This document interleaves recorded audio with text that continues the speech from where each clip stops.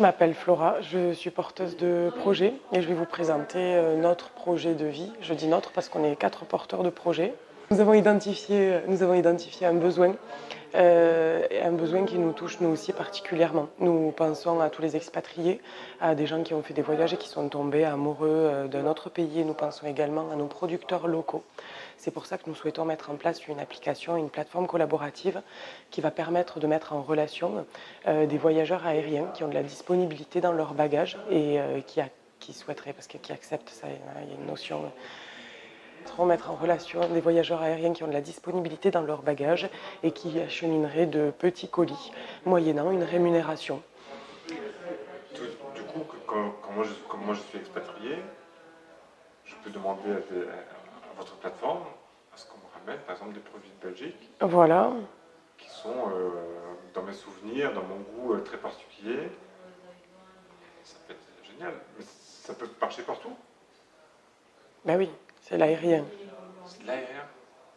Et donc ça peut être que des petits colis en fait. Oui. Et ça concerne la nourriture, ça peut concerner quoi comme produit? Alors là, il va falloir répondre à la réglementation internationale. Donc effectivement, en fonction des territoires desquels on veut faire partir ou arriver des marchandises, il faut répondre bien évidemment au service des douanes et à leur réglementation.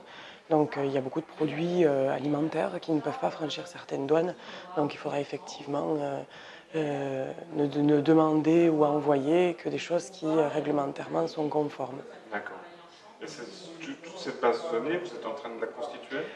Oui, là c'est se rapprocher de tous les sites internet des ambassades, réussir à obtenir un peu le fichier qui permet de savoir qu'est-ce qui rentre pas, qu'est-ce qui doit être déclaré, qu'est-ce qui n'a pas à être déclaré, pour pouvoir savoir exactement au niveau logistique comment est-ce que la chose va se passer quand ça sera mis en place et que les gens vont le consommer. Et là, du coup, avec Hackathon actuel, qu'est-ce que les différentes personnes vous apportent concrètement? Surtout une remise en question. Chacun, par son discours ou ses compétences, son expérience, met le point sur des choses qu'on savait déjà, qui étaient fragiles dans notre projet, qui restaient à développer, mais nous permet de le voir sous différents angles. Ça nous empêche de rester fermé à l'idée de base qu'on pouvait avoir, aux freins et verrous qui nous semblaient exister, alors que peut-être qu'en le voyant sous un autre angle, en l'emmenant autrement, en faisant des recherches de façon différente, ça ne modifie pas la donne, ça ne modifie pas le projet, ça ne modifie pas la philosophie, l'état d'esprit des porteurs de projets, mais ça leur permet effectivement de voir les choses différemment, d'avancer, même si c'est très perturbant, fatigant, c'est quand même très productif. Oui. Vous êtes ravi de cette participation? Ah oui.